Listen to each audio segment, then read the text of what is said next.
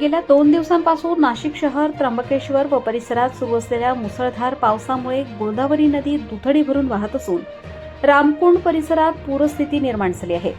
हवामान विभागाने अतिवृष्टीचा इशारा दिल्यानंतर प्रशासनाने तातडीने खबरदारीच्या उपाययोजना राबवत नागरिकांना सतर्कतेचे आवाहन केले आहे. याच पार्श्वभूमीवर आज माननीय कुंभ व आपत्ती व्यवस्थापन मंत्री श्री गिरीश भाऊ महाजन यांनी वरिष्ठ अधिकाऱ्यांसह गोदावरी नदी व रामकुंड परिसराची प्रत्यक्ष पाहणी करून परिस्थितीचा सविस्तर आढावा घेतला.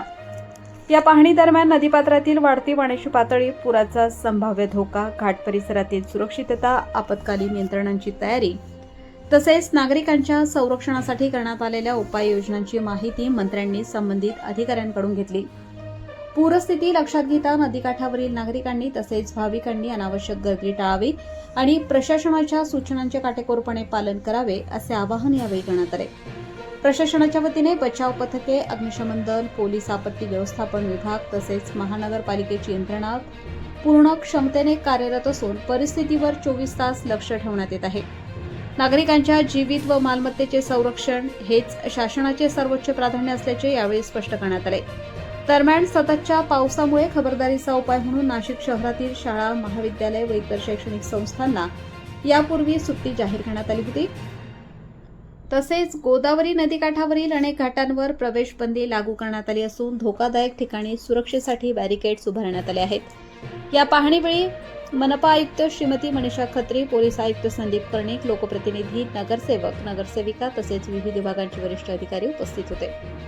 पुढील काही तासातच पावसाचा जोर कायम राहण्याची शक्यता असल्याने नागरिकांनी अफवांवर विश्वास न ठेवता केवळ प्रशासनाच्या अधिकृत सूचनांचे पालन करावे असे आवाहन प्रशासनाच्या वतीने करण्यात आले आहे. प्रबंधभूमी महाराष्ट्र न्यूजसाठी न्यूज इन्चार्ज सुनील बेलदार, नाशिक.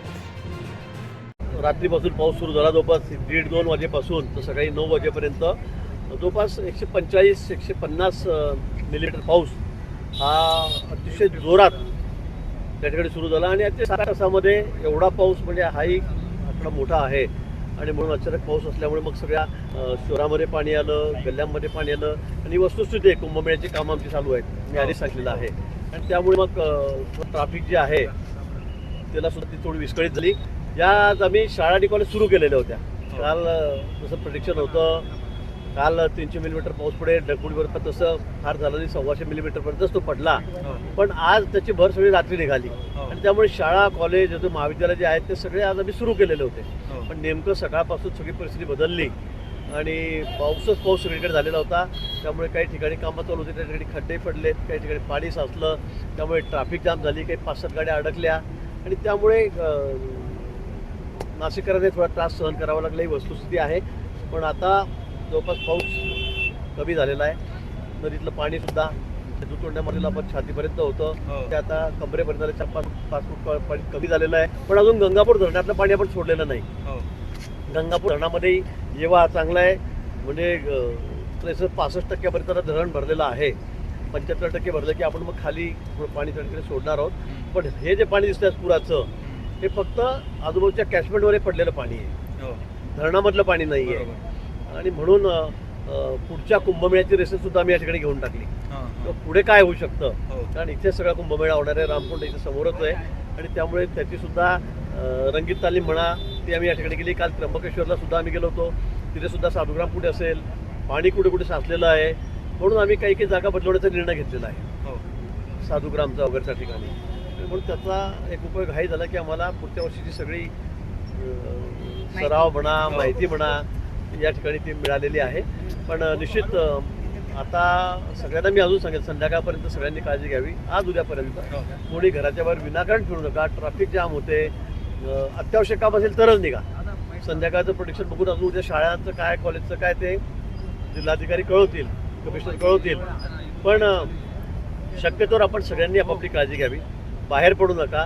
नदीचा पूर बघायला चला, तिकडे नंदिनी नदीचा पूर बघायला चला, मग काटाशी उभे आहेत, अशाच वेळेला मोठा अपघात त्या ठिकाणी होतो. म्हणून मला वाटतं आपण ते सगळ्यांनी टाळावं अशी विनंती शासनातर्फे, प्रशासनातर्फे आम्ही सर्वांना करतो. प्रामुख्याने आज जे नागरिकांचे हाल होत आहेत ते जे रस्त्याची कामं अर्धवट आहेत, काही ठिकाणी जी रस्त्यावर माती टाकली तो भराव खचला, त्यामुळे गाड्या अडकल्या. अर्धवट काम आहे आपल्या सगळ्यांना माहिती. मी वारंवार तेच सांगतो की आता कामं यावर्षी सुरू केली आहे. 6 महिन्यामध्ये कुंभमेळा 1.25 वर्ष अजून आहे. कामं होतील ना पूर्ण, कामं होणार नाहीत पूर्ण, पण आता कामं अशी अचानक 2-3 महिन्यात पूर्ण होणार नाहीत. ती हजारो कोटीची कामं आहेत. आपल्याला नाशिक शहर अगदी पूर्ण बदलून टाकायचं आहे. सगळा चेहरामोहरा बदलणार आहे. सगळे रस्ते सिमेंटचे आपण त्या ठिकाणी करतोय, फुटपाथ करतोय, मधले याचे बरेच झाडं लावतोय, शोभीकरण करतोय, पण सगळंच करतोय, पण त्यासाठी वेळ लागणार आहे. आणि म्हणून मी वारंवार सांगितलं, मी दिलगिरी व्यक्त केली, माफी मागितली नाशिककरांची की बाबा थोडा वेळ आपल्याला सहन करावा लागेल, पण पुढच्या वर्षीपासून तुम्ही बघाल लोक नाशिक शहर बघायला येतील. इतकं सुंदर आम्ही नाशिक शहर करतोय. पण कालच्या पावसामुळे आमच्या सगळ्या यंत्रणा अलर्ट आहेत. इथे महापालिकेतर्फे तर तुम्ही बघतायत कशा पद्धतीने कमिशनर या ठिकाणी आहेत, सगळे त्यांचे सहाय्यक आहेत, सगळे अधिकारी कर्मचारी पूर्ण वेळ या ठिकाणी कामं. काही लोकांना शिफ्ट करायचं होतं 3-4 ठिकाणी, ते सुद्धा आम्ही त्या ठिकाणी रात्री सकाळी केलेले आहेत. या ठिकाणी पोलीस यंत्रणा बघा 24 तास 24/7 हे सगळे अलर्ट आहेत. स्वयंसेवक आमचे RSSचे 250 मुलांची टीम या ठिकाणी आहे. ते पूर्ण वेळ सगळं कुठलंही जे पडेल ते काम करायला तयार आहेत, ते सहकार्य करायला तयार आहेत. आपल्या समोर ते या ठिकाणी आलेले आहेत. आणि म्हणून मला असं वाटतं की सगळ्या यंत्रणा SDRF, NDRF त्याची गरज पडली तर आमच्याकडे तेही तयार आहेत. सगळ्या यंत्रणा या ठिकाणी तयार आहेत. फक्त नाशिककरांना मी या ठिकाणी एवढीच विनंती करेल पुन्हा की आपण फक्त मदत करा यावेळी 2-3 दिवस. आपण विनाकारण गाड्या घेऊन मोठ्या बाहेर पडल्या तर ट्रॅफिक जाम होते, पुढे अडकला तर तो त्रास होतो. एखाद्या वेळेला आपण या ठिकाणी बघायला आलं सगळं काय चाललंय काय नाही, वॉटरफॉल कसं आहे, बाहेर जातात. तर मला वाटतं ते त्र्यंबकेश्वर असेल किंवा इकडे असेल आपण एक कुठेही करू नका. 2-3 दिवस हा मोह टाळा. आपण माफी मागते पण ती गरज नाही आहे. महापौरांनी मागे दौरा केला होता, महापौर उपमहापौरांनी जी रस्त्याचे ड्रेनेज खोदलेल्या होत्या तिथे बॅरिकेड लावायला सांगितलेलं होतं. काही ठिकाणी त्यांच्या दौऱ्यानंतर लावलं, परंतु पुढे कामं होतं तिथे लावत नाही. आज प्रश्न आहे रस्त्यावर पाणी आहे, रस्ता कुठे खड्डा कुठे तेच कळत नाही, म्हणून हे अपघात होत आहेत. तर आदेशानंतर पण जर ठेकेदार ऐकत नसेल तर मग नाही, काय? काही ठिकाणी बॅरिकेड वाहून गेले. मी ती माहिती घेतली, काही ठिकाणी बॅरिकेड वाहूनच गेलेले आहेत पावसामुळे, अति पावसामुळे.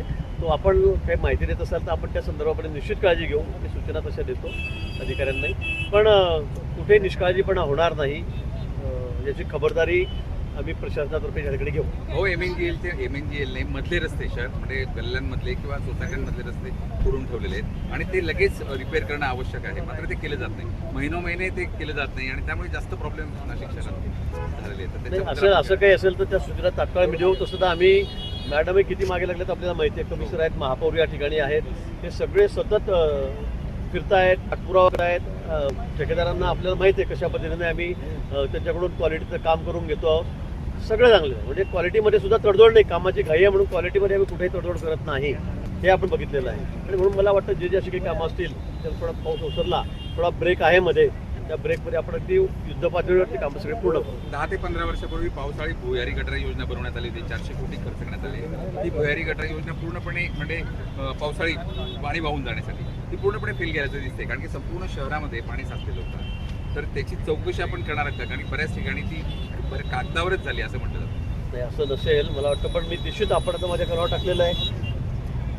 योजना कधी झाली, किती रुपये झाली, त्याचं आउटपुट काय, आपण म्हणतो फक्त कागदावर. पण असं होणार नाही कुठलं की फक्त कागदावर योजना आहेत, पण निश्चित अगदी त्याची सखोल चौकशी आपण करू, सखोल चौकशी करू. असं काही आढळलं जे जबाबदार असेल त्याच्यावर कठोर कारवाई आपण त्या ठिकाणी करू. मुळात महापालिकेच्या गेटवरच पाणी होतं, आज तळच असलं, गुडघाभर पाणी महापालिकेच्या समोर होतं. आता मी ते सांगितलं की आता एवढा विक्रमी पाऊस 6-7 तासामध्ये झाला. आता 150 मिलीमीटर पाऊस आज जर 6 तासात झाला, 1 वाजेपासून सगळे 8 वाजेपर्यंत, 2 वाजेपासून, तर मला सांगा हे होणारच आहे ना. असं आपल्याकडे अशी कुठले असं यंत्रणा नाही आपल्याकडे की किती पाऊस पडू द्या आम्ही साचून देणार नाही, असं होणार नाही. तरी मुंबईसारखी परिस्थिती आपली नाही आहे. मुंबईमध्ये तर हाय ट्रेड आला की पुन्हा पाणी ते जात नाही, मुंबईकरांचं खूप पाणी साचतं ती, पण इथे तरी तसं इतकी परिस्थिती वाईट नाही. पण आता कामं सुरू असल्यामुळे काही ठिकाणी झालेलं आहे, पाणी साचलेलं आहे, हे आम्ही मान्य करतो. पण फक्त एवढ्याच पावसाळ्यामध्ये आपल्याला 2 महिन्यातून त्रास आहे. पुढे आपल्याला खूप वर्ष, 30-40 वर्ष आपल्याला कुठलीही अडचण या ठिकाणी येणार नाही. आणि म्हणून आमचं हे स्वप्न आहे की या कुंभमेळ्याच्या निमित्ताने मोठा निधी आपल्याला मिळालेला आहे. हे शहर हे स्वच्छ कसं होईल, सुंदर कसं होईल, हरित कसं होईल, सुरक्षित कसं होईल. सगळे कॅमेरे वगैरे सगळ्या शहरामध्ये हजाराच्या संख्येत आम्ही लावतोय. पोलीस यंत्रणा अतिशय सतर्क आहे. आणि म्हणून मला वाटतं की STP असेल आणि शुद्ध करून नदीमध्ये गोदावरीमध्ये 12 महिने कसं वाहील, त्यासाठी नवीन घाट होत आहेत. मला वाटतं अतिशय म्हणजे अगदी नाशिकच्या सौंदर्यामध्ये एक वेगळी भर पडणार आहे. आणि म्हणून मला असं वाटतं की थोडा वेळ आपण त्रास सहन करावा. ढगफुटीचा इशारा 24 तासापूर्वी देण्यात आला होता, मग ढगफुटी सदृश पाऊस आपल्याला आज पाहायला मिळाला गेल्या 24 तासात. हवामान विभागाचा इशारा काहीतरी डिले झाला का चुकला असं वाटतं का आपल्याला? कसं एक कमी दाबाचा पट्टा जो आहे तो थोडा सरकला काल, तो पालघरकडे गेला नंतर गुजरातकडे गेला. तो असं नाही आज सांगितलं की म्हणजे तो तसाच येईल, त्या रेषेमध्ये येईल. त्यामुळे मी विचारला की असं काय झालं, म्हणजे तर ते अडचण आहे. मी काल सांगितलं की थोडा तो त्र्यंबकेश्वर म्हणून पालघरकडे गेला, पालघरला खूप पाऊस झाला. कारण म्हणून मी नाशिकहून गेलो तर रात्री 2-3 वाजेपर्यंत पालघरलाच होतो. धरणार होतो मी रात्री 9 वाजता 1.5 किलोमीटर पायी जात त्या ठिकाणी. कलेक्टर होते तिथल्या माझ्यासोबत, तिथे खासदार होते आपले, सगळेजण त्या ठिकाणी गेलो होतो. पण हे इतकं ॲक्युरेट नसतं की बिलकुल तुम्ही सांगितलं तर की त्याचं एकच पडलं पाहिजे, एवढंच झालं पाहिजे. त्यात थोडी चूक होऊ शकते, शेवटी निसर्ग आहे. आणि म्हणून मला वाटतं त्यामुळे थोडंसं अंदाज कमी असायला. पण 150 मिलीमीटर पाऊस 300च्या ऐवजी झालेला होता त्यावेळेमध्ये दिवसभरामध्ये. पण आज जो पाऊस झाला हा 6-7 तासामध्ये जवळपास 150 मिलीमीटर पाऊस झालेला आहे. त्यामुळे थोडा गोंधळ झाला. पिंपरी चिंचवडमध्ये इमारत कोसळलेली आहे, 14 जण अडकल्याची माहिती मिळते. कुठे? पिंपरी चिंचवड. नाही, मला या बाबतीमध्ये माहिती नाही. मला साताऱ्याचं कळालं होतं. कुठलं कळालं होतं घाटातलं, मी तिथल्या जिल्हाधिकाऱ्यांशी बोललो, पुण्याच्या जिल्हाधिकाऱ्यांशी बोललेलो आहे. पण याची खातरजमा करतो. कारण पुण्याचं कुठल्या घाटामध्ये 5 घरं दबले गेले आणि किती लोक माहीत नाही अशी कोणीतरी पोरांनी ती क्लिप बनवून पाठवलेली होती. आणि म्हणून मी कलेक्टर साहेब ती फेक आहे, ती कालपासून चाललेली आहे. आता लोक इतका खोडकरपणा करतात, मला समजत नाही. काही लोकांना म्हणजे इतक्या संकटामध्ये मुद्दाम लोकांना काही अफवा पसरायच्या असतात. आणि म्हणून अफवांवर विश्वास ठेवू नका, कुठेही अफवांवर विश्वास ठेवू नका. त्याची खातरजमा करा आणि नंतर मग ती रिपोर्ट पाठवत जा, त्याचं हे म्हणणं आहे. त्याचं हा त्याला पाठवतो, तो त्याला पाठवतो, त्याचा सोडारे किती लोक गेले, कुठे गेले, किती लोक दबले गेलेत. मला वाटतं तर आपण सगळ्यांनी टाळावं. या ठिकाणी आमचं शासन, माननीय मुख्यमंत्री महोदय, उपमुख्यमंत्री महोदय, शासन अतिशय बारकाईने या सगळ्या गोष्टीकडे लक्ष द्यायचं. आम्ही स्वतः तुम्ही बघताय 4 दिवस झाले मी झोपलेलो सुद्धा नाही 2-3 तासाच्यावर रात्रीवर कुठे. आपणही मला बघतायत. आम्ही सगळे धावपळ करतो. आमचे अधिकारी आहेत, सगळे कर्मचारी आहेत, सगळेजण आम्ही सगळे अगदी युद्धपातळीवर काम करतो. पण अशा ज्या घटना घडत आहेत, मुंबई असेल, पिंपरी चिंचवड, तर नेमके काय उपाययोजना आपण आता आपल्याकडून काही आदेश किंवा निर्देश दिले जातात? हे जे घरं किंवा इमारत. आता घराचं मी तुम्हाला सांगितलं, मानखुर्दमध्ये मी परवा जनता नगरमध्ये होतो. सगळा स्लम एरिया तो या ठिकाणी. इतके खेटून घरं आहेत आणि इतक्या छोट्या गल्ल्या करून टाकल्या आहेत की तिथले आमदार अबू आझमी आमचे मित्र आहेत ते सुद्धा आले. तर ते म्हणत मी काय करू. मी उदाहरणादाखल सांगितलं की त्यांनीच मला ते सांगितलं कि अभी 4 दिन पहले इनको नोटिस दिया बोले एक दूसरे बिल्डिंग को, टेढ़ी हो गई थी, तिरपी झालेली होती अशी. तर ते माझ्याकडे बसले सगळे, तुम्ही आम्हाला कशा नोटीस देता, आम्हाला घर द्या राहिला आधी, मग आम्ही जाऊ कुठे. म्हणजे लोक ऐकत नाही, हे स्वतः त्यांनी सांगितलं अबू आझमी. आणि म्हणून मला असं वाटतं की लोकांनी काळजी घेतली पाहिजे. BMC असतील, शासन, आम्ही तर काळजी घेतो आहोत, पण आम्ही घरच खाली करणार नाही. सगळा तो अनधिकृत बांधकाम आहे. म्हणजे 12 बाय खोलीवर 1, 2, 3, 4 खोल्या होत्या जी पडली. कसं शक्य राहील. आणि मग एवढ्या पावसामध्ये ती पडली. ती बिल्डिंग खाली केलेली होती, पण ती पडली, ती बाजूच्या घरावर पडली. बाजूच्या घरावर ते सिंगल एकच मजली होतं, त्याच्यावर पडल्यामुळे त्या घरातले 6चे 6 4 मुलं ते दुर्दैवाने त्या ठिकाणी दगावलेले. भाऊ, संजय राऊत पुन्हा आज घसरलेले आहेत शिंदेवर आणि तुमच्यावर. शिंदेना त्यांनी असं म्हटलं की यांना मुख्यमंत्री होण्याची घाई झालेली आहे आणि तुम्हाला चंपतराय म्हटले, तुम्ही महाराष्ट्राचे चंपतराय असं म्हणत त्यांनी तुम्हाला. चंपतराय पाठवलं तुम्हाला. आता काय बोलावं मी त्यांच्याबद्दल. मला रोज बोलून म्हणजे लोकच म्हणतील की इतकं कसं काय बोलतं गिरीश महाजन. पण मला त्यांच्याबद्दल काही टीका टिप्पणी करायची नाही. पक्षाची त्यांनी वाट लावलेली आहे. सगळी वाट एका माणसामुळे लागलेली आहे. मी उद्धवजींना वारंवार तुमच्या मार्फत सल्ला देतो की या माणसाला आवरा. आता काहीच ठेवलं नाही त्यांनी यांच्याकडे, काहीच ठेवलेलं नाही. पण त्यांनी विडाच उचललेला आहे की फक्त दोघांनाच ठेवेल, बाकी सगळ्यांना मी काढून टाकेल. हा पक्ष संपूर्ण दाखवेल. मला वाटतं कोणाची तरी त्यांनी सुपारी घेतलेली दिसते. त्यामुळे रोज सकाळी आता काय संबंध माझा, पण बडबड करत राहायची काहीतरी आपली. भाऊ, राज्यातल्या बहुतांश जिल्ह्यांमध्ये ही पावसाची परिस्थिती आहे. आपल्या विभागाकडनं काय मदत दिली जाते, काय त्यांचं आज सकाळीच आम्ही सगळ्या जिल्ह्यांना 1-1 कोटी रुपये, म्हणजे ज्या ठिकाणी अतिवृष्टी आहे, ज्या ठिकाणी गरज आहे, असे 6-7 जिल्हे आहेत. सगळ्या महाराष्ट्रात नाही, कारण आमच्याकडे अजूनही तिकडे विदर्भात, महाराष्ट्रात, उत्तर महाराष्ट्रामध्ये अजून एवढा पाऊस नाही आहे. खानदेशमध्ये, धुळे, नंदुरबार, जळगाव पाऊस नाही आमच्याकडे अजून. पण ज्या जिल्ह्यामध्ये आवश्यकता आहे, ज्या ठिकाणी गरज आहे, त्या ठिकाणी आम्ही तर सकाळी 1-1 कोटी रुपये आमच्या खात्यामार्फत त्या सगळ्या जिल्हाधिकाऱ्यांकडे वर्ग केलेले आहेत.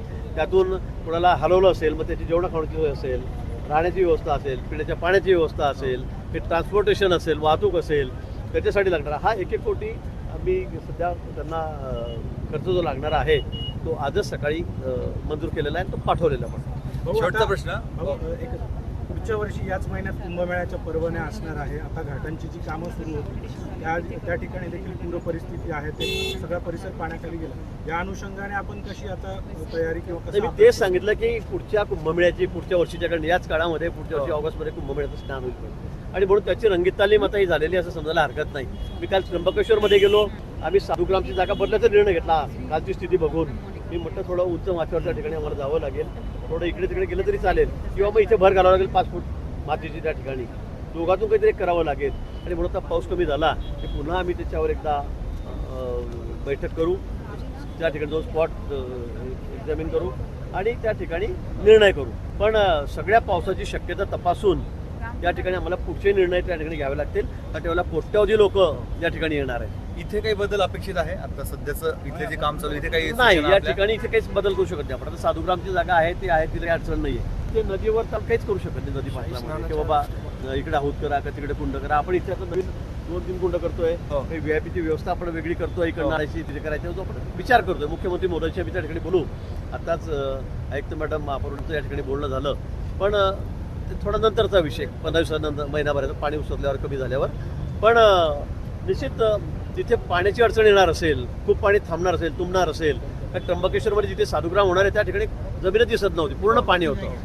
त्यामुळे मग आम्ही थोडी जागा बदलण्याचा निर्णय त्या ठिकाणी घेतलेला आहे, तो होईल.